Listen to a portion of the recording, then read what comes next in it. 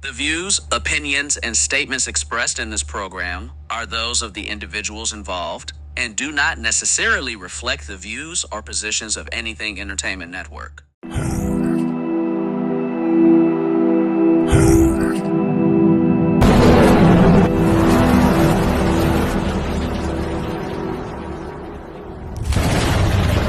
Huey Newton founded the Black Panther Party with the help of his Oakland City College classmate Bobby Seale and his childhood friend David Hilliard.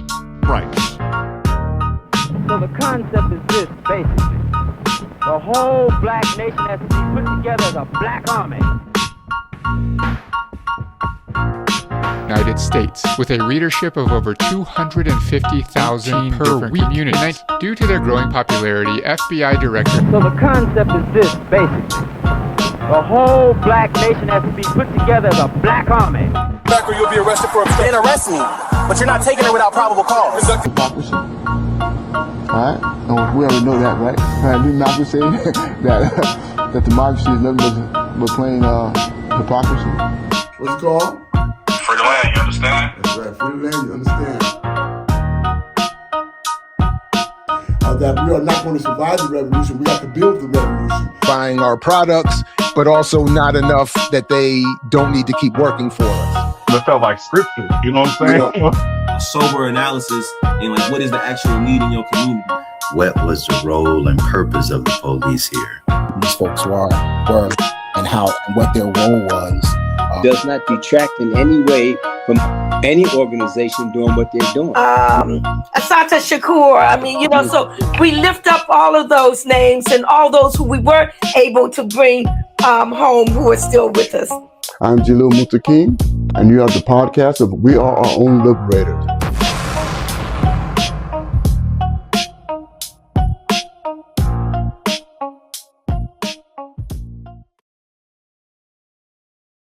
Peace, pause. Assalamu alaikum. Peace, pause. Berigani, Jumbo, Habping, Hafadea, Shalom, Guten Tag.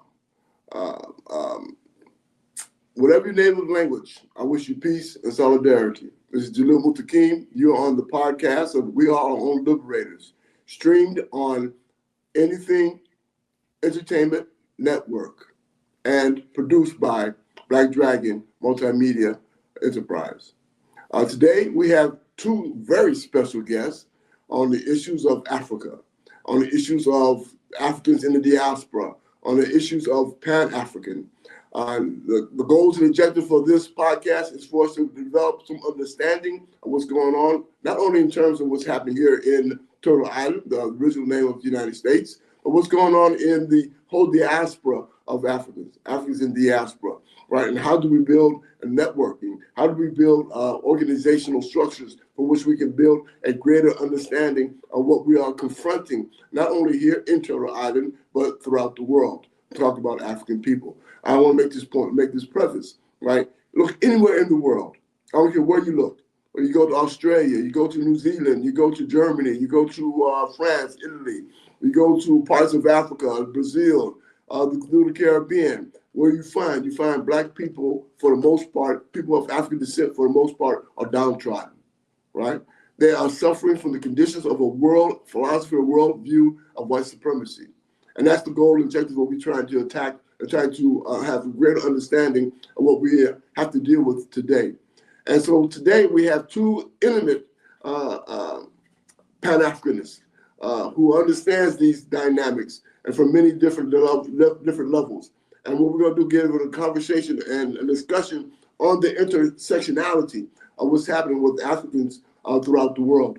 And for us, it's important for us to understand that in terms of our struggle here in Turtle Island and what is our relationship to the rest of the world. So with that, without further ado, I'd like to introduce my first guest by the name of Dennis Boatwright Imhotep.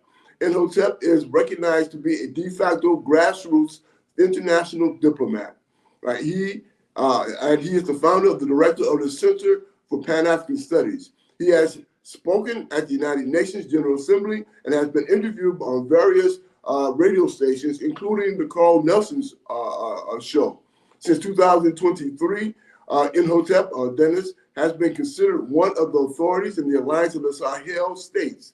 Just yesterday, he was in Washington, D.C., meeting with ambassadors, or a couple of days ago, meeting with the ambassadors of Burkina Faso, Mali, and Niger at their respective embassies. My other guest is Paul Pumphrey, right? He's an internationally recognized diplomat who has been an activist and organizer for over 50 years, including the countries like Haiti, South Africa, Ghana, Dominican Republic of Congo. The Congolese officials and intellectuals view Mr. Pumphrey as an authority on Congolese politics and history. Mr. Pumphrey is the co-founder of and a board member of Paul Anthony Pumphrey, has been an organizer and activist of over 50 years. In 1998, Mr. Pumphrey co-founded Brothers and Sisters International, BAS, as a 501(c) nonprofit organization whose focus is economic development and human rights in Americas, the Caribbean, and Africa. Mr. Pumphrey, political work spans for over 4 decades. In 1968, 78, and 83, and 88, Mr. Pumphrey was the deputy coordinator of a crowd control of the Southern Christian Leadership SCLC marches on Washington, and for the Stand for Children March in 1998. He volunteered with Jesse Jackson in 1984 and 1988 bid for U.S. presidency, and Ron Daniels' 1992 bid for the presidency or U.S. presidency. Thank you for both of you taking the time to be on this podcast. We are on Liberators. It's important that we understand that, right? Because ain't nobody gonna come save us but us. And so for us, it's a necessity for us to get organized. As Kwame Ture has once stated, that our goal and objective is to organize, organize, organize. And that's where we're going to begin. Mr. Boatwright, Imhotep. You don't mind to call you Imhotep, right? I like that name better than Dennis Boatwright. That's no shade on your moms in the box, right? I'm just saying, okay? I like Imhotep. Can you first give us a foundational understanding of who you are and what brought you into this particular work? Yes, as you mentioned, I'm the director at the Center for Pan-African Studies, a civil society organization headquartered in Detroit. And as a student of Pan-Africanism, as a person who have, dedicated my entire life to the uplifting of our people, the Alliance of Sahel States began to catch my attention back in 2021 when Mali, under the leadership of Assimi Gota, expelled foreign forces and took control of Mali's natural resources. And after that, I have been a passionate supporter of the Alliance of Sahel States, particularly after when Burkina Faso did the same thing as Mali did in 2022, as well as when Niger did the same thing that Mali done in 2023. So I have been a passionate advocate. I've been traveling around the world, as well as meeting directly with the ambassadors of the 3 Alliance of Sahel State members, so that I can get direct knowledge and information directly from the source instead of what we're seeing on the media. And I'm just really, Baba Jalil, I'm just really thrilled to be able to talk about the Alliance of Sahel States, and not just that, but some of the positive things that's going on in Africa. But I would like to add this very briefly that, Paul Pumphrey, he's a very humble person. I wish I could introduce him because I have a lot to say about him. He's very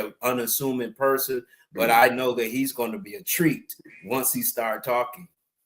Well, I'm gonna let you do that. But first of all, let me give my audience and people who will be watching some understanding between you and I, right? How did we meet? Do you remember how we met? Yes, we met in Detroit, the city they call Detroit Red after, Malcolm X, and people at Al-Kibalan Village, they had told me that you were coming. So they said, we got to let Imhotep go pick him up, because they say Imhotep is a revolutionary. He's the one more fitting to come pick Jalil Muttaqim up. So when they told me, I said, I don't care where he at, I'm gonna go get him. And I met you in Detroit. You gave a wonderful speech. You and your queen, your wife, your beautiful supporter, and I've been really thrilled to just really be on this show and even know you because you have done more things than I can even imagine. Well, tell us more about the location where I gave that presentation. And how long has it been there in Detroit, and what kind of work does it do in the community? That's been there since the 70s. It's called El Kibalan Village, and it's pretty much like the capital of Black politics and culture. And we have people who have come there, such as Francis Cress Welsing, Dr. Claude Anderson, Ron Walters, even Dr. Yosef Ben Yakana, and the great Dr. John Henry Clark. So people normally go there, but people realize that I'm not just an intellectual or academic, I'm a grassroots leader. So they know I want to touch and feel people like Jalil Mutakim and Francis Cress Welsing. So they have me come pick them up. And but it does work like that. And even now we have Dr. Ericana Chihon Kwa, who's coming to Detroit May the 22nd. And secondly, I secured agreements, as you said, actually 2 days ago, with the ambassadors of Alliance of Sahel States. They said they're going to come to Detroit and be able to give the community, as well as intellectual and the media, a more accurate picture of the positive developments happening in the Alliance of Sahel States, as well as some of the challenges they are facing. Okay, before we end, I want to come back to that because I definitely want to learn more about that particular event, all right, and see whether or not people can, if it's going to be live streamed, and how people can link if at all possible. With that said, Imhotep, please introduce our dear comrade and elder brother and ambassador, Pan-Africanist, scholar, intellect, and I would even say revolutionary. Oh yeah, he's a definitely revolutionary, but some things we can't talk about in open spaces. But I am delighted because I feel like he's one of my mentors, somewhat of like an uncle figure to me. And I've met him on several occasions, and even in different states, supporting the Uhuru 3 down there in St. Petersburg, Florida. But he's an internationally known, somewhat de facto diplomat. He's also an ambassador. He has done great work in Haiti and South Africa, and he has groomed and mentored people like myself who are, vastly appreciative of his work he does. And I always, when I try to, because he's very interesting. And I try to, people always say, who Paul Pumphrey did you talk about a lot? And I have to say, some of you guys probably remember, you ever seen that commercial? It's like a beer commercial called Dos Equis. And the white guy that be talking on there, and they call him the most interesting person in the world. I look at Paul Pumphrey because of his background and because his level of knowledge. He's one of the most interesting persons I ever met. Very complex and somewhat has a mystique about him. But I'll let him talk, and you will see who he is. Okay, all right, Mr. Pumphrey, Honorable Paul, would you mind if let me say this: if I had said something that was incomplete in terms of my introduction to you, if there's more information that you'd like to share, please do so. Can you hear me, Paul? Paul, can you hear me? It seems like Paul's camera has frozen or something because he's not moving. Look like he's frozen. Yeah. So while we're doing that, I'm going to check on it. All right, have him go out and come back in. All right, have him go out and come back in because it looks like he's frozen right now. All right, we'll work it out. Yeah. Pick back up on his introduction. Yeah. It's good. Yep. I'll see him once he taps back in. Okay. See, we wear the same colors, man. We got the colors on the net, black and gold. Go ahead.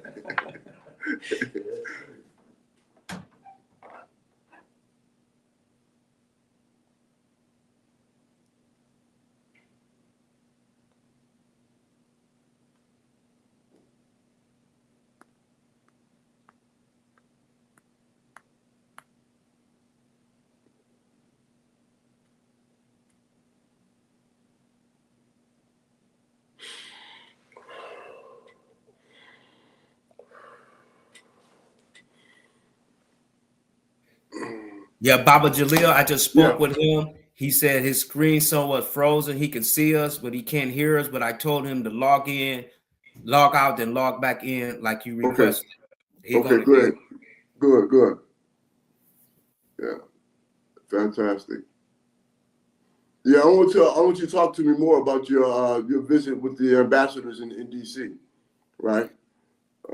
We'll get to that. We'll get to that. But yes. I just want to put that note out there. Oh yeah, I definitely be ready and willing to talk about that.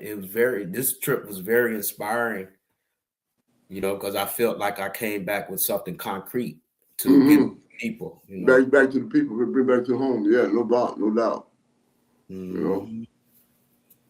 I see you've been traveling a lot too, Baba. Well, not recently. I mean, I've done my traveling. Right now, I'm stuck at home. I did an event, or not event. I did a protest over at the county legislature. All the Republicans got up and walked out. Every single one, right? We got Democrats on one side. This is the county legislature. We got Democrats on one side, Republicans on the other side. I come in, make my presentation, right? All the Republicans got up and walked out. I said, "Oh, really?" Yeah, it was all in the news and everything. I don't know if I sent it to you. I'll send you some clips on that. Yeah, man. So I'm busy here in Rochester putting these pieces together. Yeah, I had seen some of those that were posted by other people and who shared your post, and I looked at it and smiled because I said the brother must doing his job. A fact. That's a fact. You're doing the right. You're doing the right thing, and they didn't want none of that holy water getting on them, So you're doing your job. If you got applause from them, then I'll be worried. But by them leaving, that means you're doing what Malcolm X was be saying. That's right. Fact, bro.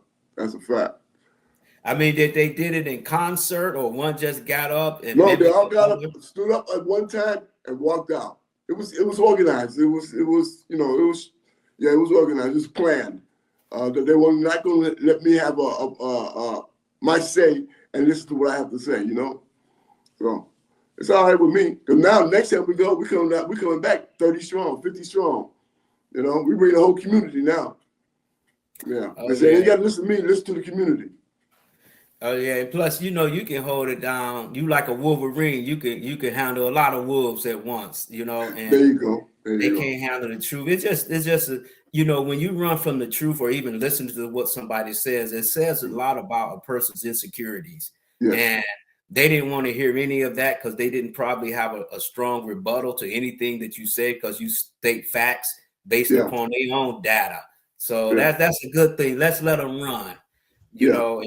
When I was at the United Nations and talking about the Alliance of Sahel states, you had some of them, some of the ones that's promoting racial supremacy. They was putting their head down. They didn't want to hear what I was saying. All the revolutionaries and all the, progressives, they were applauding. So we're doing our job. We got we even got Trump and Benjamin Netanyahu. They not trying to talk to people like us. No, of course not.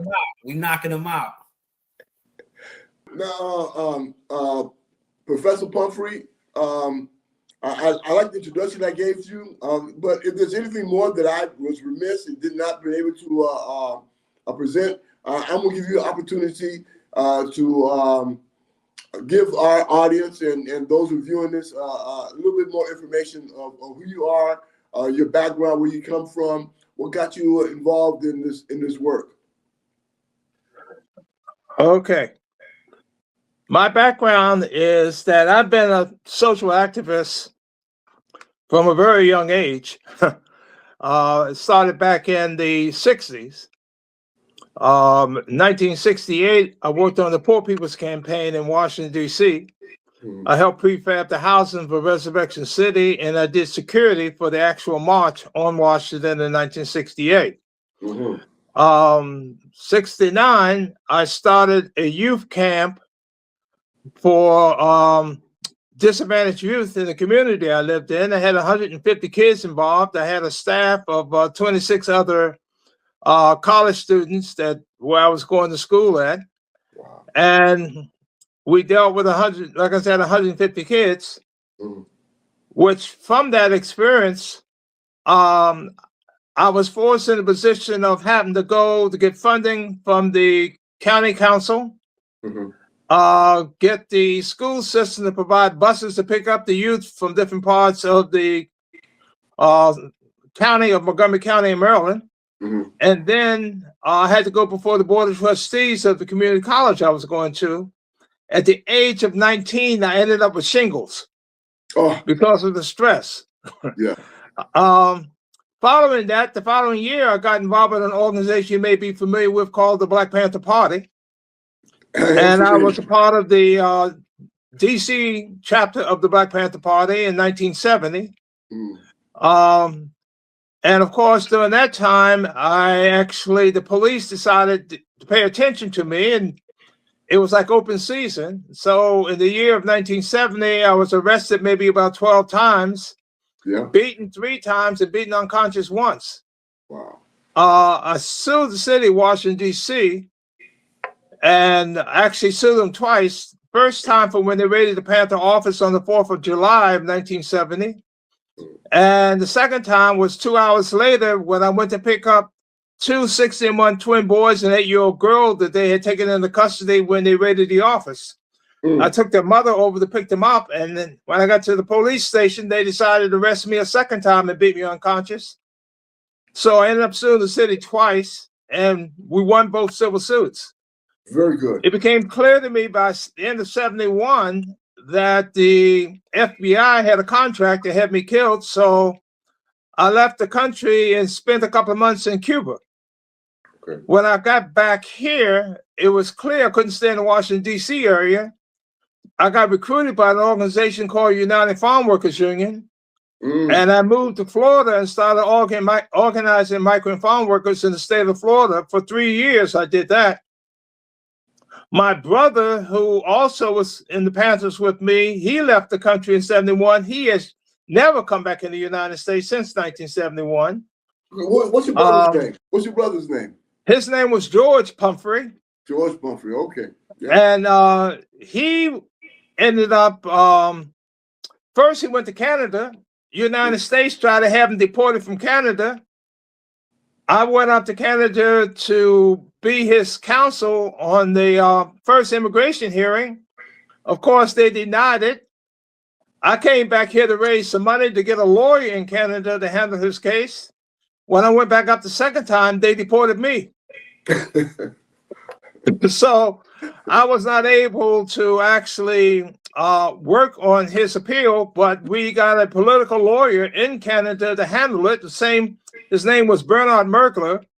He handled the case of the French Canadians who tried to separate themselves from the rest of Canada. Yeah, I remember that. And after he won my brother's appeal, he told my brother that he couldn't stay in Canada because next time the FBI would just come and kidnap him and bring him back across the border. So he organized for my brother to be adopted by an organization in France who had supported the Algerians during the Algerian Revolution. Okay. It was a clandestine organization. The guy who started that organization was an Egyptian Jew who was a co-founder of the Egyptian Communist Party. And NASA expelled him from Egypt. And he ended up in France. And for 27 years, France would only give him a 3-month visa at a time for 27 years. Every 3 months, he had to go back and get a visa. Wow. But all of a sudden, around I think this was maybe about 79 or so, France turned around and gave him a 1-year visa. And within a month after they gave him the 1-year visa, he was assassinated by the Israeli police, South African police, and the Egyptian. But the point was that my brother, being in France, had connections with different movements that came through France.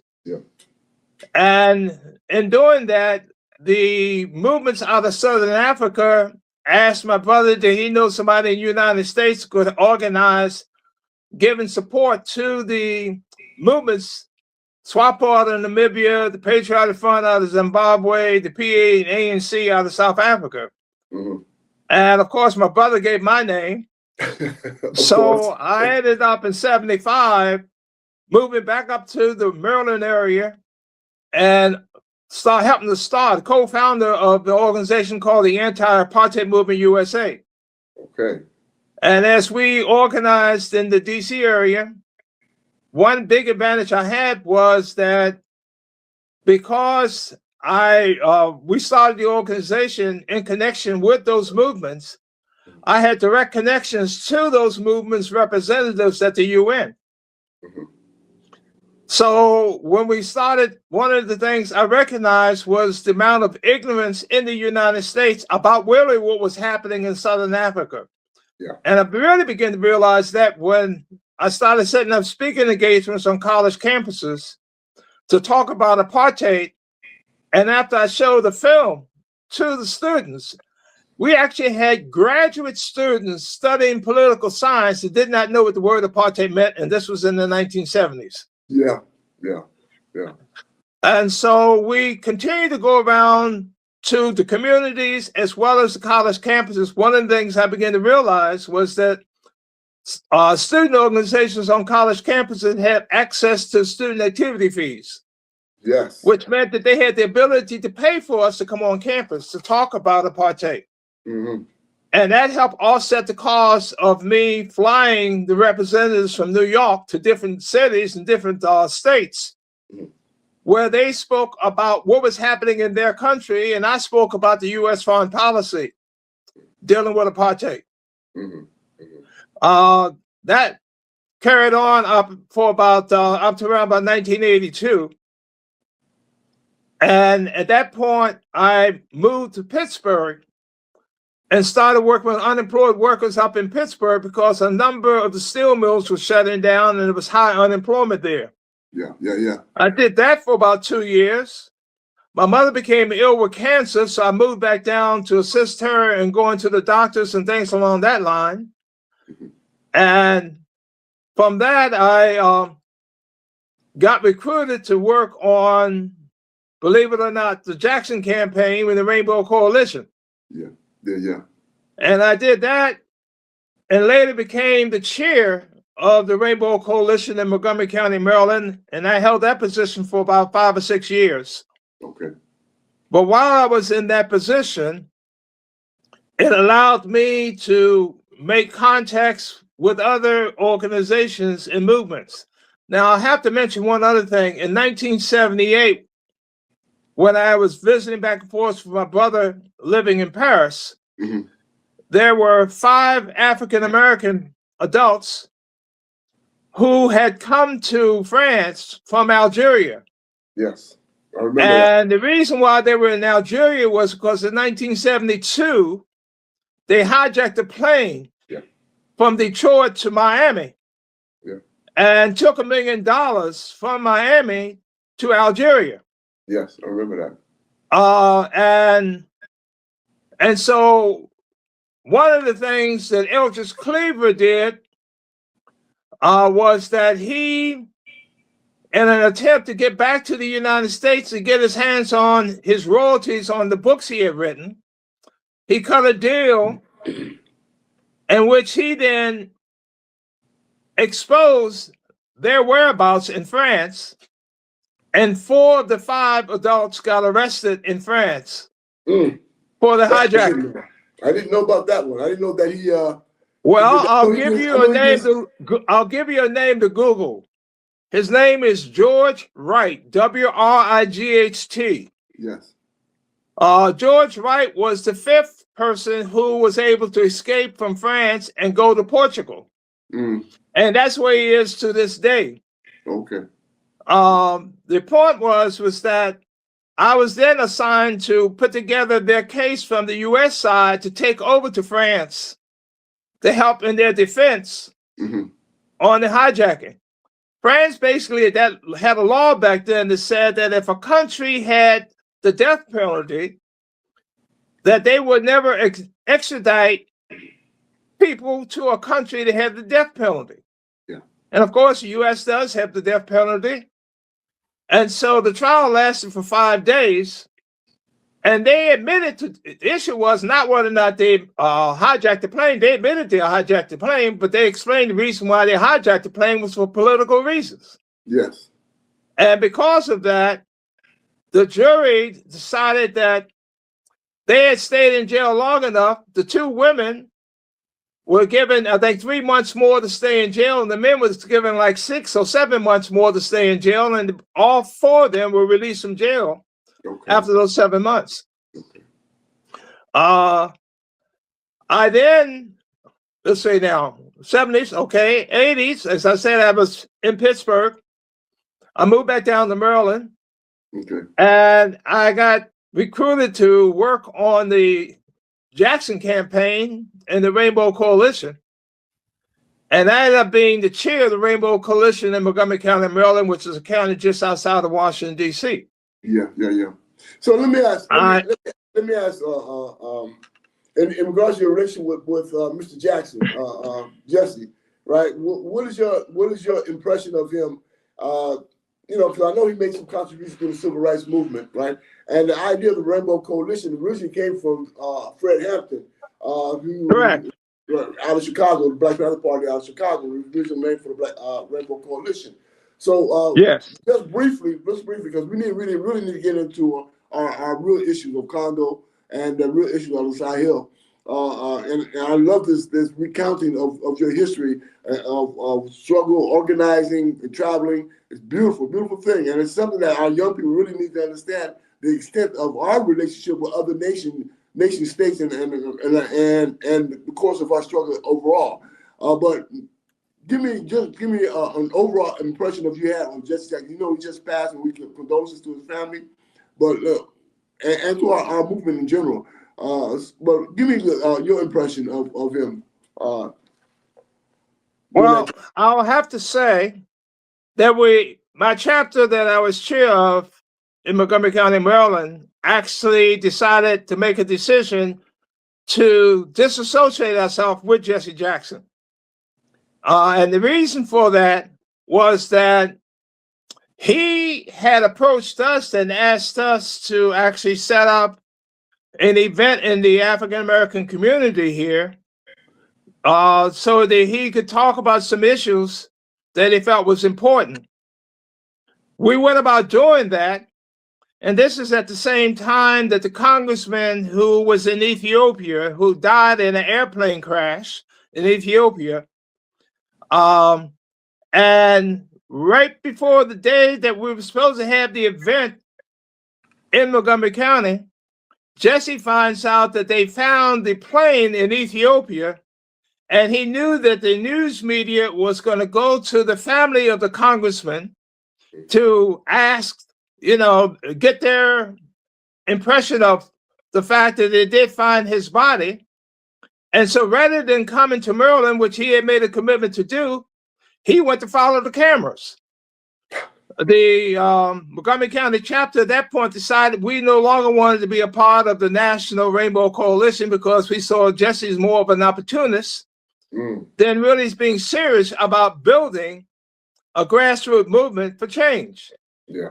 And I mean, I recognize that he recently passed away, but that's what happened. Okay, thank you for that. I really appreciate that recounting of that experience. Now, what then happened was that I ran into another fellow by the name of Ron Daniels, who in fact was running in a campaign in the early 90s, running for the presidential campaign as an independent. And we had a conference in Baltimore in which we invited the head of the peasant movement from Haiti to speak. And after he spoke, he asked to meet with us that evening. And in that meeting, he invited us to organize a delegation of African Americans to come to Haiti to see for ourselves what was going on in Haiti. We did that the first week of June in 1995. Now, I'll have to mention the fact that back in the 70s, there was a sister who went to Howard, who's a political science major, and she got a doctorate out of Howard. And while she was here in D.C., she organized around the issue of what was going on in Haiti. And I got to meet and know her then. But in the early 80s, she left, moved to Montreal. From Montreal, she went back down to Haiti, and I lost all contacts with her. Do you remember her name? Yes, her name was Jessie Monigat. Monigat, okay. Okay, so when we get our delegation into Haiti, we go to the Holiday Inn in Haiti, and I asked one of the people in the movement, did they know who she was? And they said yes. And I said, could you get a message to her? Let her know I'm here at the hotel and I'd like to see her. Yeah. And the guy said, okay. About an hour later, she shows up at the hotel. She's got a 9mm on her hip and a bodyguard with a shotgun. And I'm like, whoa, what's going on? And she said that she was the president of the National Electoral Council for the government of Haiti that year of 1995. And we were there the first week of June. And the last week of June, they were going to have an election, a national election. And that members of the National Electoral Council had been threatened. And so all of them had their own 9mm with a bodyguard with a shotgun. Okay. So I asked her if she would explain to the delegation about the election process, and she did. And when she finished, she came over to me and she said, Paul, you are coming back at the end of June to be an international observer to the election. And I'm like, you know, I didn't even know you were having the election, let alone talk about coming back here in less than 30 days. Yeah. But I did come back to Haiti. And the original flight I was supposed to have got canceled. And I came in the day before the election, caught a cab from the airport straight up to the office of the National Electoral Council. As I'm walking to the outside door of the building, there's two fellas standing there with shotguns.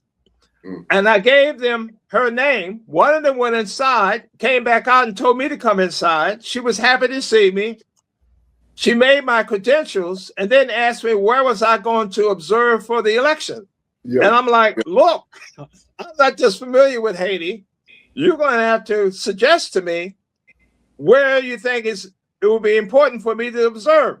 Yeah. She then said that they really needed someone they could trust to be an observer at the headquarters of the National Electoral Council. And would I be willing to do that?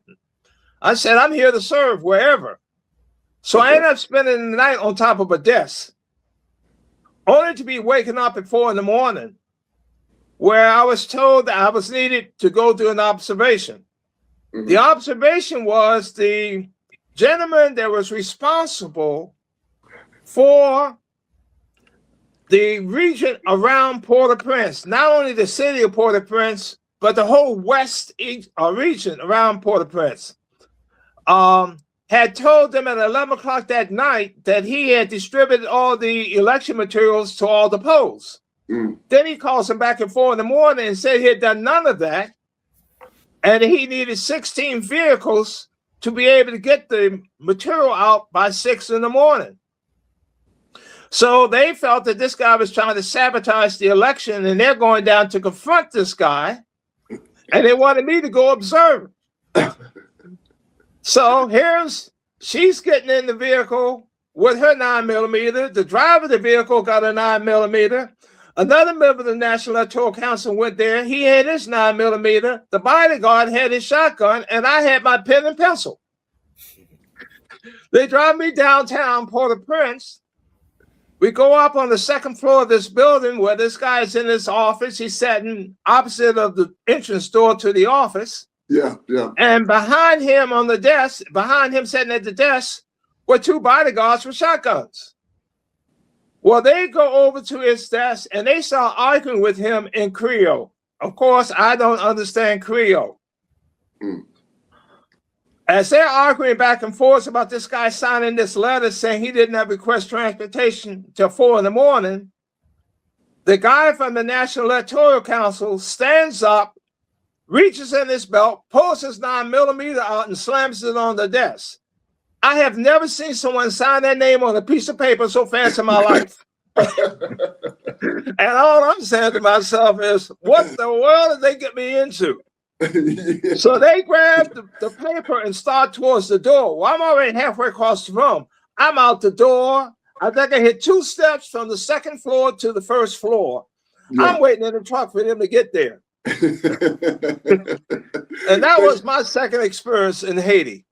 Now, since that time, I've only been to Haiti about 25 times. Thank you for that. Thank you for that story, Paul. I really appreciate it, Baba. It's not only hilarious, but it also indicates to what degree that we have our interrelationships on the Pan-Africanist movement, and how you, as one example, and many others, how we have had corresponding goals and let's just say we have goals and objectives are the same, right? And the necessity for us to protect elections, as an example, the same thing that we have confronted here in the United States to protect the elections. If you in fact believe in electoral politics in that process, Haiti is naturally is a whole dynamic of its own. In what's going on over there, and the United States intrusions into the politics and what's happening there. But I want to get into Sahel. And may I say one thing before we move over? Yes, sir. One of the myths that we have about Haiti is that Haiti is a poor country. And I want to dispel that myth. Okay. Point 1, Haiti has some of the largest deposits of oil and natural gas in the world. Point 2, they have a mountain made up of a mineral called iridium. Yes. Iridium is a mineral used in the high-tech industry, and it sells for about $4,200 an ounce. Haiti has mountains of this. What the US, Canada, and France, what they do is they create disruptions inside of Haiti, and then they bring their troops there, and when their troops come in there, they then protect the mining group that goes in there and start digging out the mountain. So I was encourage people to pay attention to the fact, how can Haitian gangs have these automatic machine guns and bullets when Haiti don't make bullets nor guns? Where are these bullets and guns coming from? Sure. The answer is simple: the United States. Yeah. Okay? And that United States is very much involved with what's going on inside of Haiti in trying to keep it in total disarray. Yeah. So that Haiti can't take advantage of its own resources, very similar to what's happening right now in Burkina Faso, where they are now fighting to take control over their resources. And once they are beginning to do that, you begin to see so many benefits that the country is receiving, because now they have the control of their resources to pay for what needs to be done in their own country. Absolutely. I think that we find the same thing going on in the Sahel. Imhotep, would you mind sharing what you're based upon your studies and your experience and dealing with both Mali, Burkina Faso, and Niger? Yes, thanks, Baba Jalil. And like I say, with Paul Pumphrey, I need to write a book on it about him so that the people can know, because he is a lot of pertinent information. I just never get enough time of listening to him. But just to answer your question, my experience with dealing with direct officials with the Alliance of Sahel States has been exhilarating as well as exciting and encouraging. And it really actually has boosted my spirit since the formulation of the Alliance of Sahel States in 2023. I mean, it has given me hope and optimism, because quite some time, I used to think that pretty much people of African descent, we are trapped into the conditions that we're in. But when I see what Assimi Goïta and Mali initiated, and then to be followed. Would you mind explaining that? Explain that in a little bit more detail. Well, how does alliance come to existence?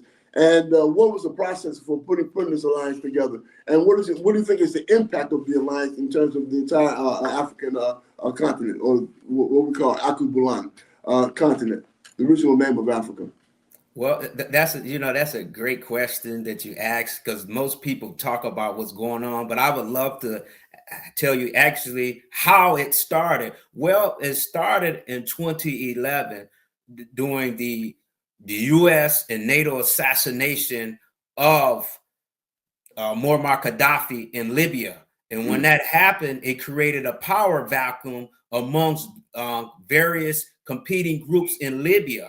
And when they assassinated, when the U.S. assassinated Muammar Gaddafi and defeated their armies, and we know that Libya had a large stockpile of weapons. Well, anyway, all of these rebels and insurgents took those weaponry and turned their attention towards the Sahel. And this is why you see one of the biggest challenges amongst the Alliance of Sahel states are security challenges coming from the north.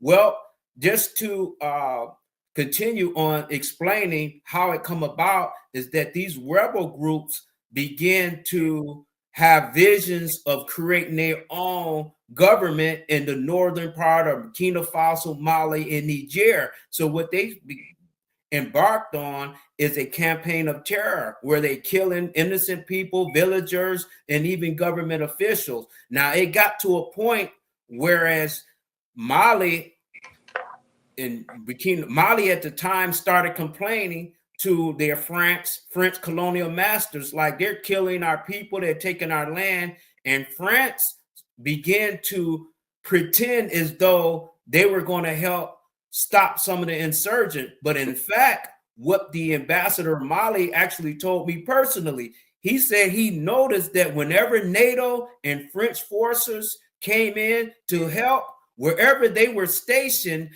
the insurgency would actually increase instead of decrease, especially where there were large deposits of oil, iron ore, and uranium. So what happened is, and just to speed it up, what happened is that the Mali people and some of the people who were in the Malian military got tired of that, particularly Assimi Gota, and he decided to get rid of the French and NATO forces, and as well as expel other government officials in order for them to take control and deal with the insurgency themselves. And since that time, Burkina Faso in particular, the insurgents used to be in control of, the government only was in control of 30% of their land. However, since Ibrahim Traore been in power, they are in control of like 77% of the land in Burkina Faso. So that's just in a nutshell. The Alliance of Sahel states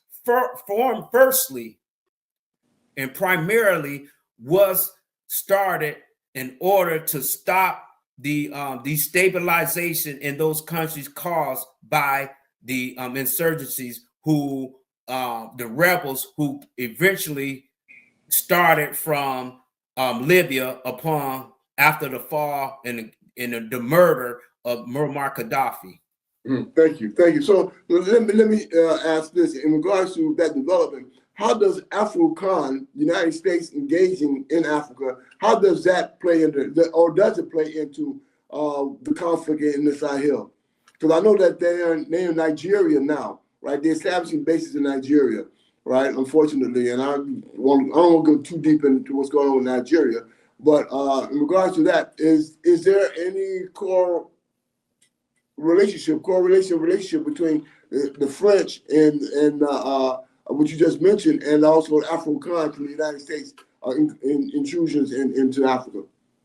Yes, there's a big negative correlation between AFRICOM and the progress and development in Africa. And in fact, AFRICOM is the problem, because AFRICOM, their job is to police African nations and make sure that these African leaders are in compliance with the wishes of the West. of the West. And we seen last year when Michael Langley, U.S. General Michael Langley was exposed when he had falsely claimed that the Alliance of Sahel states are stealing the people's gold and their natural resources and using it for personal interest. But AFRICON is a negative presence in Africa. And quite frankly, we are really displeased at Ghana, Nigeria,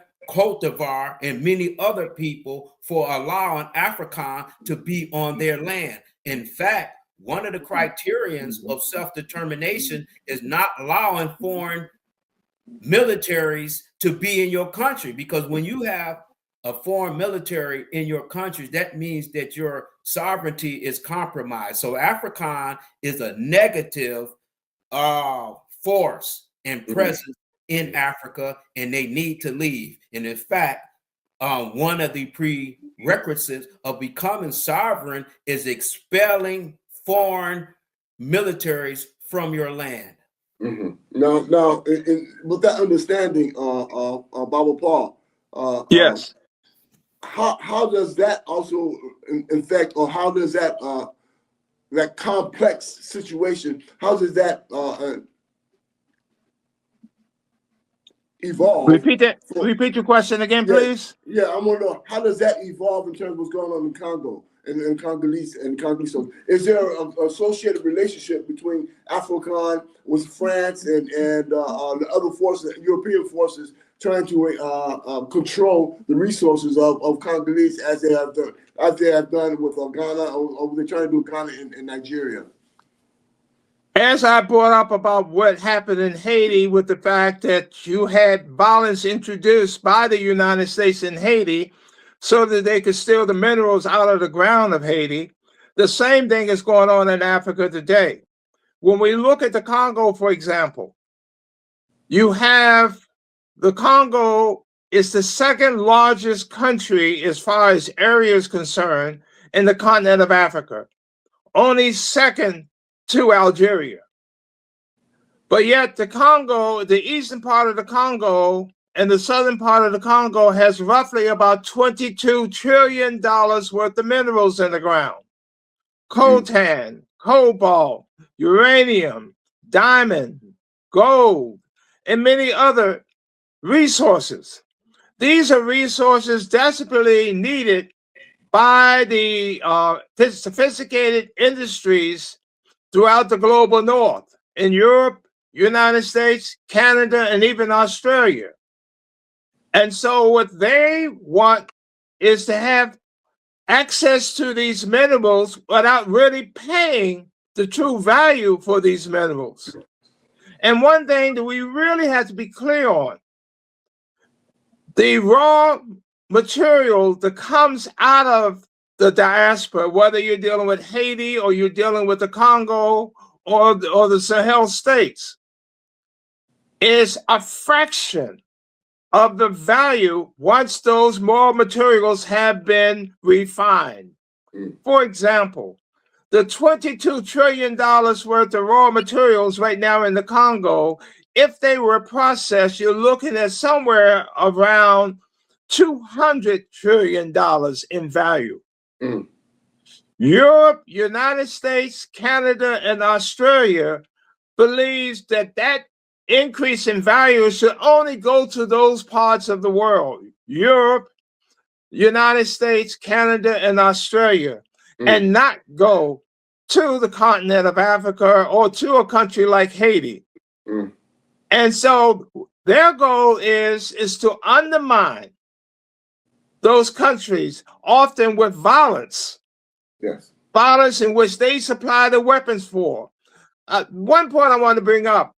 When I first went down to Haiti with that delegation in '95, the U.S. and Canadian troops and French troops kept stopping our vehicles, so members of the delegations insisted on meeting with the U.S. ambassador.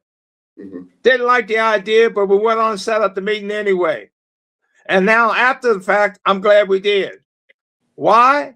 Because I'm listening to the delegates asking him questions, and I'm listening to his answers, and it became clear to me this guy worked for the CIA.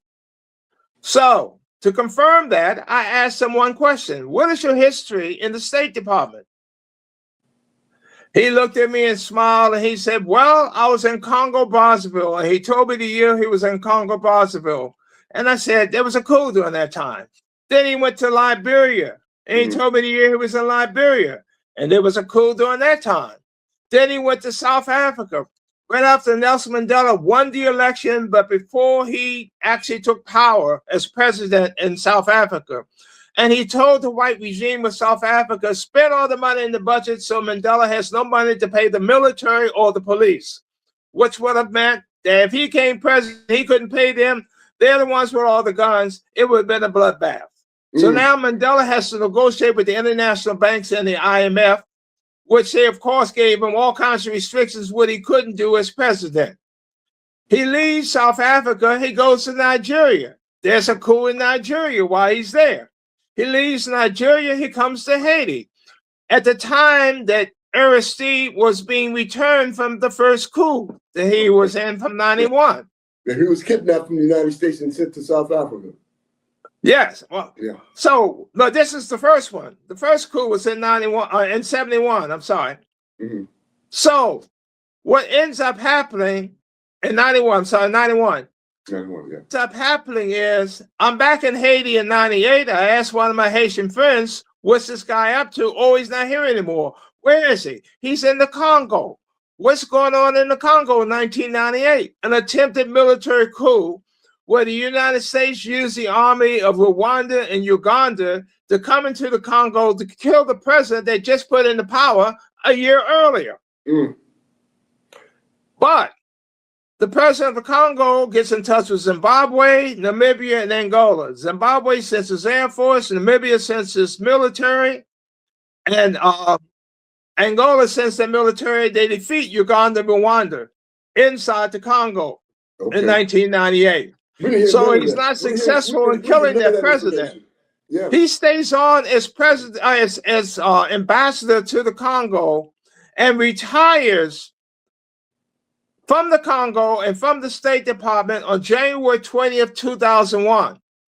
On January 16th, 2001, the president of the Congo was killed.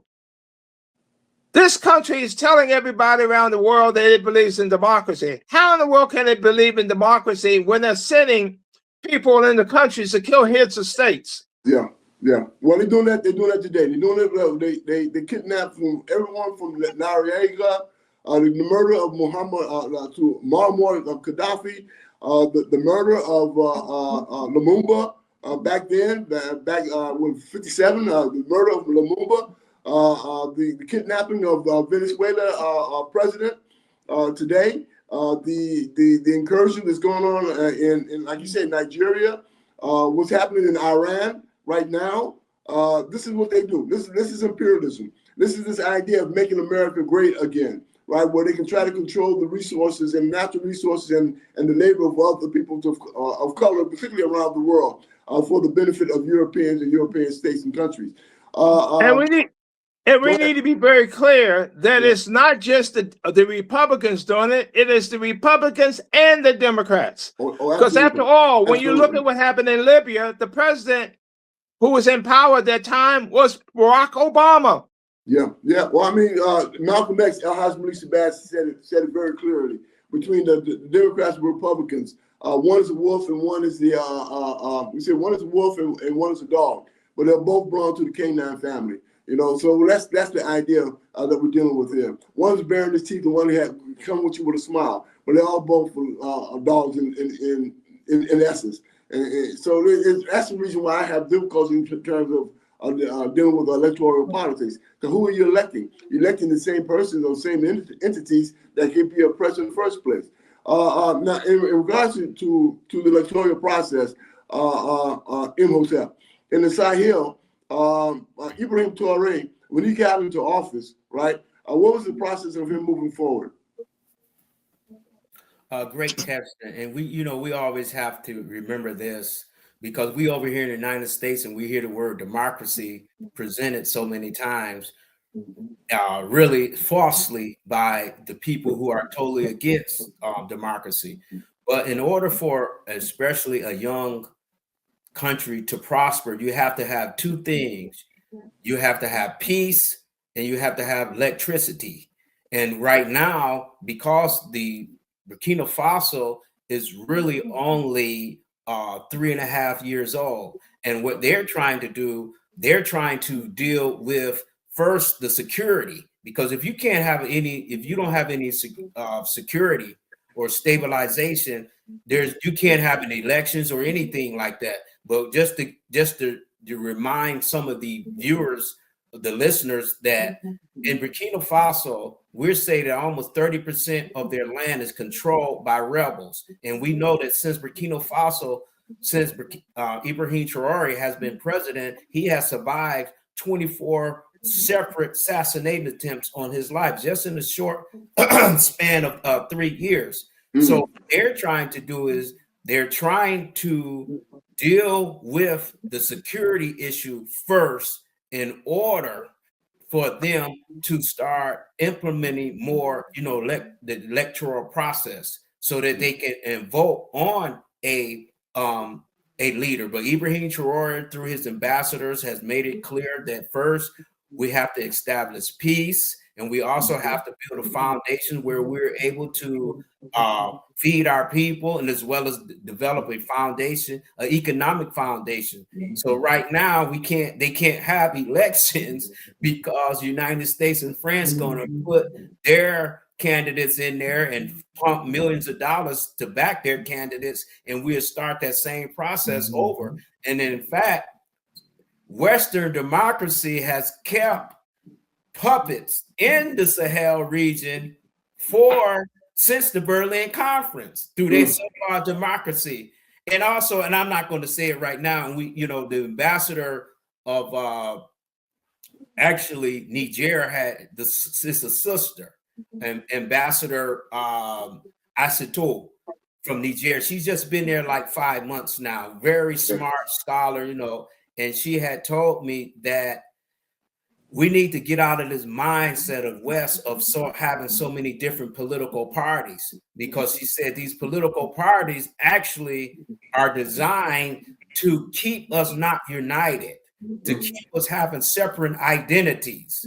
And he emphasized that 2 days ago, so that I can bring it to people like you who want to hear about it. So their process of establishing a viable government, which also includes popular vote, unlike the United States, who really the president is chosen by electoral college, but they're in the process. Like 3 more years, they feel that they have the security issues, challenges under control, and as well as their economic foundation and the economy under control, where they can start thinking about implementing a political system that will allow the popular vote. Well, I appreciate that. I think what you said, the United States particularly, try to impose upon who they want to be leaders. And I just heard Trump saying that he wants to be one instrumental in deciding who's going to be the leader of Iran. This is their playbook. There's no doubt about that. And another question that you raised, or the issue that you raised, was the fact that there are so many different parties, so many different groups, right? And that allows them to create divide and conquer, to create dissension amongst the various factions. I think we find that similarly with our struggle here in Turtle Island in the United States. We have a bunch of organizations across the country who would say that they're fighting for the same thing, but they're not in alliance with one another, not even working in alliance with one another in terms of building a uniform and united determination for our own freedom and independence in this country. And that's the issue that we have to raise and have to address as well. Baba Paul, yes, sir. In the Congolese, do you see any movement going forward in terms of addressing these issues and having some solutions that will link our capacity or their capacity for greater unity on the continent itself? Yeah, well, as Dennis just brought out, the three countries in the Sahel, including Chad, which makes it the fourth country, along with you have four countries down in the southern part of Africa: Namibia, Botswana, Zimbabwe, and Zambia are forming an alliance of their own. And one of the most important points is that in that alliance, people from those countries will be allowed to travel across borders within those four countries without visas or passports, which is something that needs to happen throughout the continent of Africa, but it's not happening at this point throughout the continent of Africa. Now, why is this important? It's important because when you look at Namibia, Namibia has oil. It has some of the largest diamond mines in the world. When you look at Botswana, it also has very high quality diamonds. Zambia has a tremendous amount of copper. And so these countries, and then Zimbabwe has a number of minerals as well, including chrome. So when you look at those three countries, if they're able to pull themselves together into an alliance where they can begin to process their natural resources, as I brought up before, selling the natural resources as raw material has very little value. But if you're able to refine your diamonds, cut your diamonds, refine your own copper, refine your own oil, and then sell it, you then not only double the value, you increase the value sometimes as much as 15 to 20 times. And so this is the way Africa needs to go if Africa is going to ever develop. One of the first things that the president of Botswana, who got elected about a year and a half ago, first thing he said was that he wanted to join the alliance of the Sahel states. And I believe that they sent him a message saying, why don't you form an alliance right down there in Southern Africa? And that's exactly what he ended up doing. Let me ask something in regards to Botswana, because Botswana is very close to my heart for some reason or another. I've been wanting to go to Botswana since I was inside prison. I don't know why, it's just a calling for me. But one thing that I heard about Botswana is the fact that the De Beers controls the diamond mines there, and that Botswana as a government cannot sell any diamonds without going through the De Beers, who are roads from out of South Africa. That was one of the first things he did to change in Botswana when he became president about a year ago. He said that no longer will any diamonds leave De Beers that has not been cut in De Beers. That he was no longer going, Botswana was not going to allow any diamonds to leave Botswana that was not cut inside of Botswana, so that the added value goes onto the diamond before it leaves the country. Because what had happened prior to him becoming president was that the diamonds were taken out of Botswana as raw diamonds at a very low value, and then sent to places like India, where they were cut in India, and they were paid very little money for the cutting in India, and then sent to Europe and the United States to be sold at a very high value. So he said no longer would that happen in Botswana.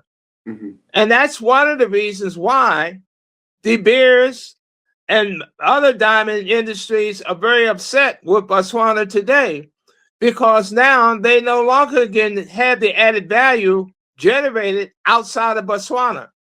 In fact, one of the countries that actually cuts more diamonds than any other country in the world for a number of years was Israel, and Israel doesn't even have a diamond mine. De Beers, which was started by a jeweler out of Germany during World War I, who came down to South Africa to buy De Beers from Cecil Rhodes. Yes, the Rhodes. That's how Cecil Rhodes got the money to go to Zimbabwe and become a powerful political and business person in Zimbabwe. Was that Oppenheimer paid him money that came from the banks out of Great Britain and the United States. Mm-hmm. He bought the diamond mine in Zimbabwe, and then went over to De Beers and told Cecil Rhodes that if he did not sell him De Beers, that he would flood the market with diamonds, causing the value of diamonds to drop dramatically. Mm. And so rather than lose that money, he took the money and left South Africa and moved over to Rhodesia, southern Rhodesia. Now, you're saying something about Israel was cutting mines. Now, isn't it also true that the mines were being sent to Antwerp, Belgium, and where a lot of the, I think, Jewish community controls some of the wealth or the manufacturing that's going on in Antwerp, in Belgium? Well, when you look at De Beers, and I encourage your listeners, you can go on YouTube. There's a documentary called The Diamond Empire, which goes into great detail and explaining about the diamond industry. Oppenheimer was a German Jewish jeweler. The two major banks out of Great Britain and the United States, which was owned by the Jewish business people, financed Oppenheimer to go down to buy De Beers out of South Africa. This is during World War I. When Cecil Rhodes said he did not want to sell De Beers, Oppenheimer went over to Namibia, which at that time was a colony of Germany, and told the owners of the De Beers mine, of the diamond mine inside of Namibia, that if they did not sell him the majority ownership of their mine, that Germany was going to lose the war during World War I, and that Europe and the United States would take the diamond mine away from him. But because he had a Jewish British bank and a Jewish US bank financing him, they could prevent the compensation of that mine from them if he was made the majority owner. And so they agreed to sell him the majority ownership, and he called it the Anglo-American Diamond Mine. Then he left Namibia and went to South Africa and told Cecil Rhodes if he did not sell him De Beers, that he would flood the market with diamonds out of Namibia and drive down the price of diamonds. That's when Cecil Rhodes finally agreed to sell him De Beers. Thank you for that explanation. Moving forward, Imhotep, you just showed us two books. I want you to share what those books were. You found a need to raise those books up. So please give an explanation why you felt the need to raise those books up as Paul was talking about the issues of De Beers and Rhodesia and that the whole dynamics involved with that. What are those two books and why they're important for us? Well, first of all, I want to apologize because I didn't want to interrupt the brother's thing with these books, but these books here is relevant to what he was saying. One of the books being when I used to attend Wayne State University, and they handed out this book. It was just really, they didn't hand it out. They just had it on the table. Nobody was interested, so I got it. And it's very topical of what's happening in Palestine. And I always tell people, people of African descent, some even Pan-Africanists always ask me, well, why are you talking about Palestine or Nicaragua or what's going on in Iran? And I always tell people that people of African descent, we always been a people of a conscience. We always cared about humanity as embodied in our spiritual sisters of Ma'at back in Kemet. So we always been caring about people, not just, especially what's going on in Palestine, when you have over almost 75,000 people, mostly women and children, being killed, and then you have Maduro, who is being kidnapped, him and his wife, and brutalized while they are in U.S. custody. And we look at Iran. One of the very first targets was a girl for schools, where you have 6 and 12-year-old little girls being blown up while they're trying to get them an education, and nobody's outraged. So I brought this up to try to invoke the feelings that what me and Baba Paul is talking to is also connected to what's going on in Palestine, what's going on in Cuba, what's going on in Iran, what's going on in Nicaragua. We all kind of connected, and we want to remember that, because what our enemies do. And another one I brought up is Thomas and Carr, who name the name, because you didn't name the first book. What's the name of the first book, and who's the author? This book is called Gaza, Symbol of Resistance. And not only that, even yourself, we all like to wear kafaya scarves, but Gaza has become the symbol, the legitimate symbol of resistance. And this book's talked about it. And we see that the author named Joyce Chadiat, who many don't know, and she was kind enough to write this book, but it was sitting on the table in Wayne State University, and I had to grab it up because this is something that I stand for. And this book right here, which is more popular, Thomas Sankar's speech and his speeches of Sankara. And if you notice, I can hold both of them up. He was a former president and humanist and Pan-Africanist of Burkina Faso. And in fact, he's the one that inspired Ibrahim Traore to do what he's doing. And some people say he's almost like a reincarnation of Thomas Sankara. But this person right here, we must pay attention to. And he had some ideals and visions of a united Africa and trying to, connect Africa with the broader world in order so that we can make the world a better place. But he was killed in 1987 by his own people who were hired by the CIA, who gave them pretty much peanuts to kill one of Africa's greatest heroes. So I just brought that up to, as Baba Paul, I never get tired of listening to him. We talk 3 or 4 hours. I can listen, and I didn't mean to be disruptive in showing that, but it was tying in. I wanted your viewers to see that there are also great books on this topic. Yes. If I may, yes, you may. Do you have a particular book or tool that you feel that would need to be raised up for us to research and study?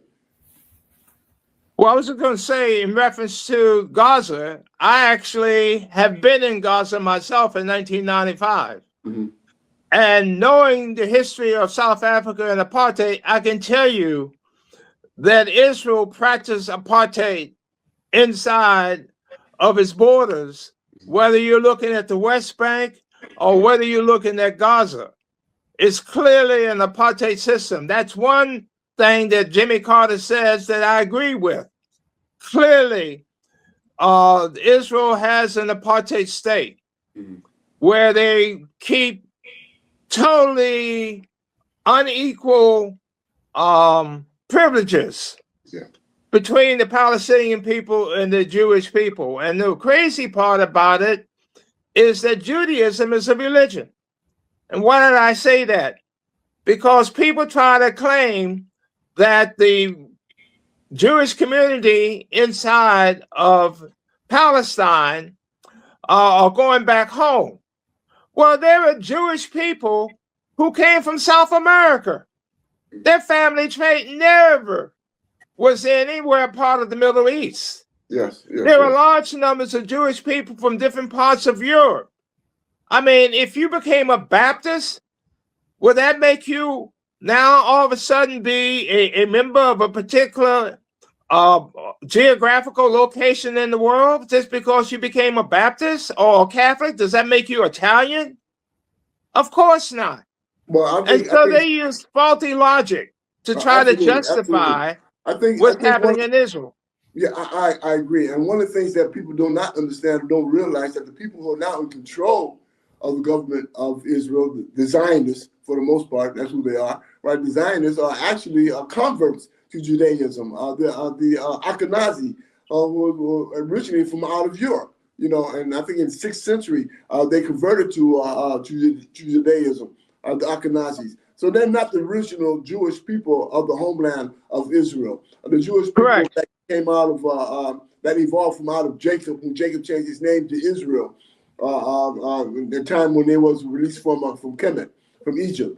It's a long history there that the people really don't know, and how the Balfour Declaration was put into existence with the funding from Rothschild, the banking of Rothschild, and creating that condition, creating this idea of Zionism from Theodore Herzl, this idea of Zionism, and turn it into a convoluted idea that it is Judaism, and that is a religion. It is not a religion. It is a philosophy. It's a roadmap, very similar to what we're confronting here in the United States with this what they call it Heritage 2025, where they're trying to reassert white supremacy as the major.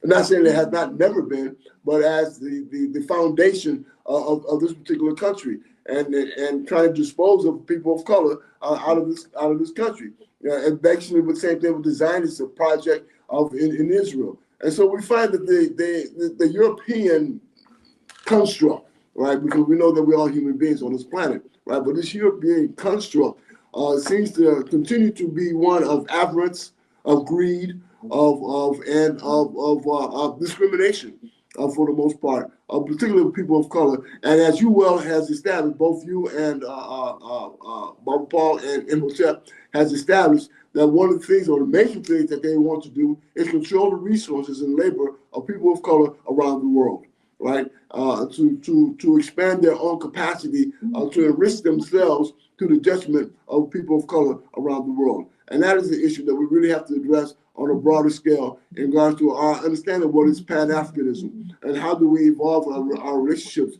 with the continent and our relationship with the African people of African descent in the diaspora. This is our goal. This is our objective. We were pretty close to and in this segment, I have to get you both back on again. There's no doubt about that. You have too much needs to be said and needs to be shared on a broader scale in understanding what our struggle is about and how do we make these connections, make these links.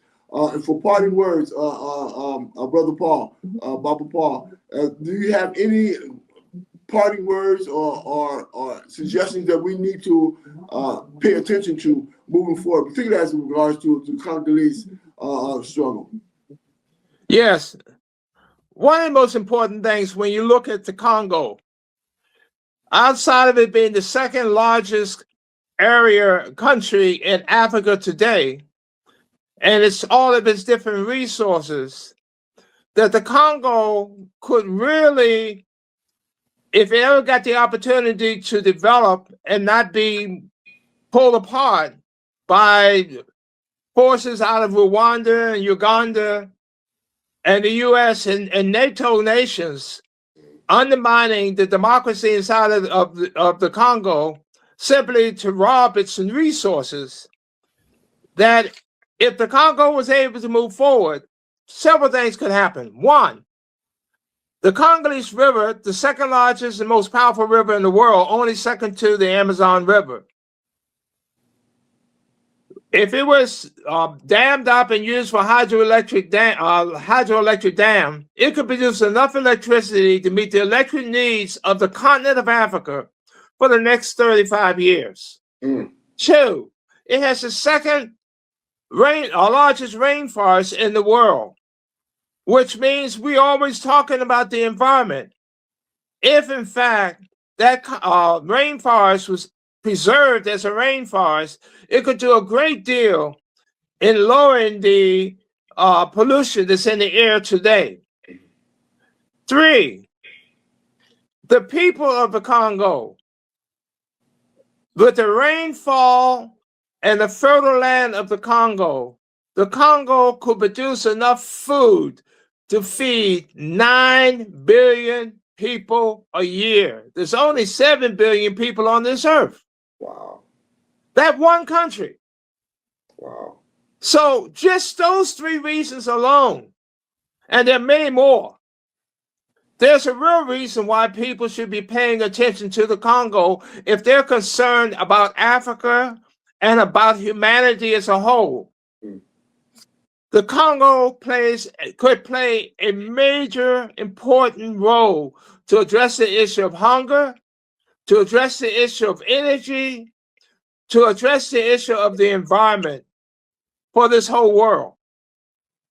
And so I encourage people to go to freecongo.org, friendsofthecongo.org, and there's so many other places.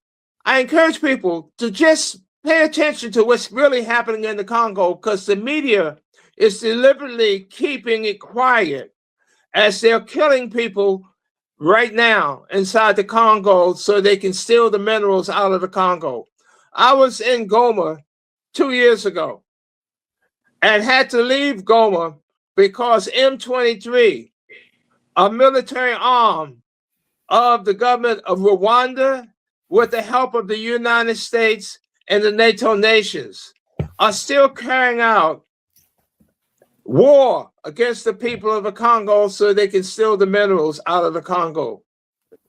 So again, we really have to do our homework and really understand the importance of Africa, because we're always given the image of Africa of being people who are poor, and that's not true.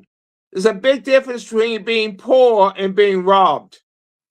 And what's happening throughout Africa, what's happening throughout the Caribbean, what's happening throughout Central and South America is the fact that these countries are being robbed. And when countries stand up like they're doing in the Sahel, like they're doing down with Botswana, Zimbabwe, Namibia, and Zambia, Europe and the United States and Australia are seeing the super rich of those countries are seeing their empires falling apart as these countries organize.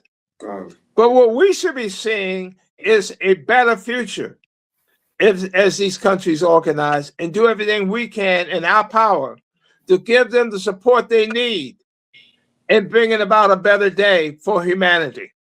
Thank you very much. Thank you very much. Before we go, repeat those links again. What are those links again that people should have? Friendsofthecongo.org, freecongo.org. Thank you, brother. Last pouting words, Imhotep. What's going on in Sahel?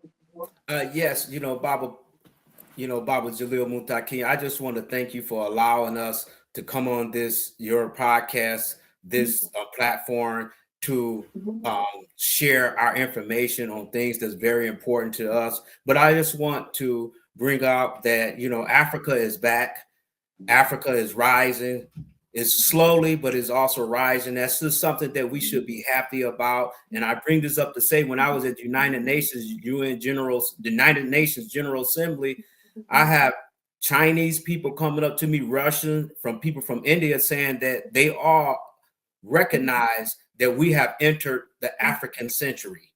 And there's many reasons why they say that, positive, but which that will be another show. But I also want to bring up the fact that, people are projecting people of African descent, people like you and I, to become center stage and be a part of play a more leadership-like role in the world. And with that in mind, I want viewers to realize we are in a geopolitical shift that is favorable to people of African descent. And that's why Mali, Burkina Faso, and Niger are doing exactly what other people of African descent supposed to do, not include and not to mention what other African nations should be doing now. They're doing exactly what we want them to do and what other African nations should be doing. So I just want to, what I mean by this, they're taking advantage of this geopolitical shift of, we have the West that's bogged down in Ukraine, have a president that don't know what's on his agenda the next day. We are in disarray, and we see Europe that is kind of like lashing out, like in what they call a temper tantrum, don't know what to do. So we have Africa needs to be taking advantage of that, like Russia and China are taking advantage of a empire that's declining. And lastly, what we can do, and I asked, this is one of the big questions that I asked all three ambassadors of Mali, Burkina Faso, and Niger. I asked this simple question: how can people of African descent, particularly African Americans, contribute to the success of the Alliance of Sahel States. And they say there's really one big thing. They don't need guns. They don't really need money. What they need is our love and our prayers. And they want us to amplify some of the positive things that's going on in the Alliance of Sahel States, like Ibrahim Traore has made healthcare universal. So now elderlies and young people can go to hospitals to get medical treatment without worrying about being turned around. People in Mali, their standard of living is going up because now, as Baba Paul had pointed out about the gold in Mali, now they got their first gold refinery. So the gold that they have in their possession now is 10 times worth its value because they got these gold refineries. They want us to let people know that they have universal free transportation. So people need to get to work or who want to go visit loved ones.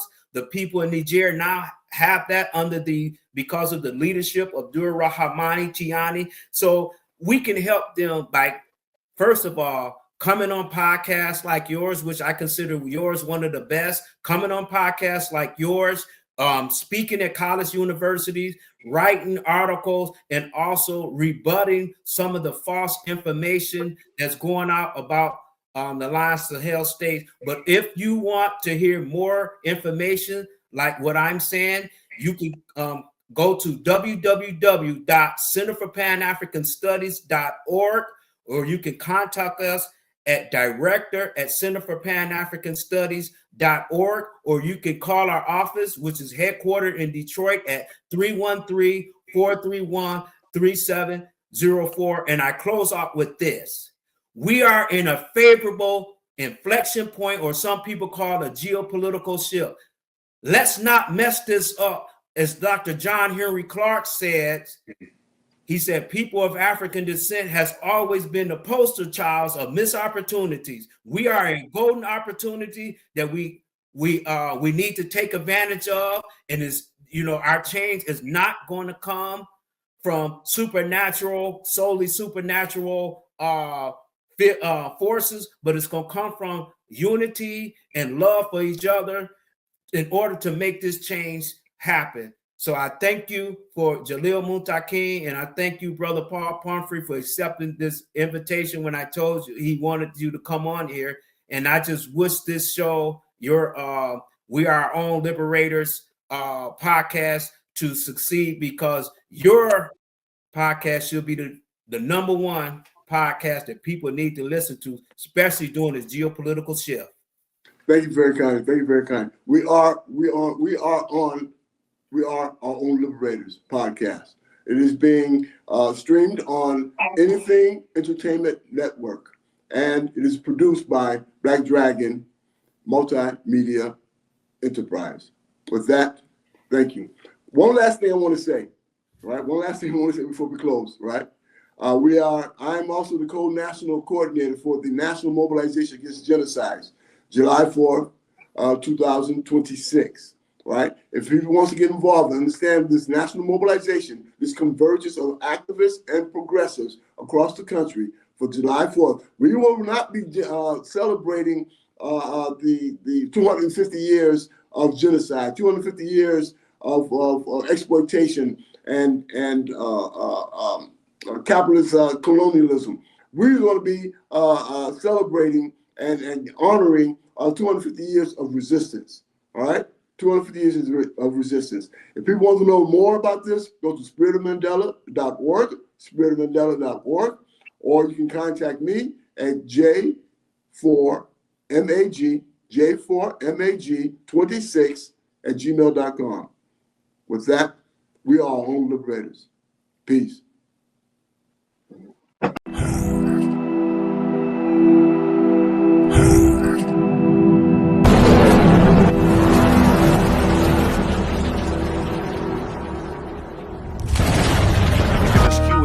Founded the Black Panther Party with the help of his Oakland City College classmate Bobby Seale and his childhood friend David Hilliard. Writes. So the concept is this, basically. The whole black nation has to be put together as a black army. United States, with a readership of over 250,000 per week communities. Due to their growing popularity, FBI Director. So the concept is this, basically. The whole black nation has to be put together as a black army. Back or you'll be arrested for obstruction. And arrest me, but you're not taking it without probable cause. Democracy. Alright? And we already know that, right?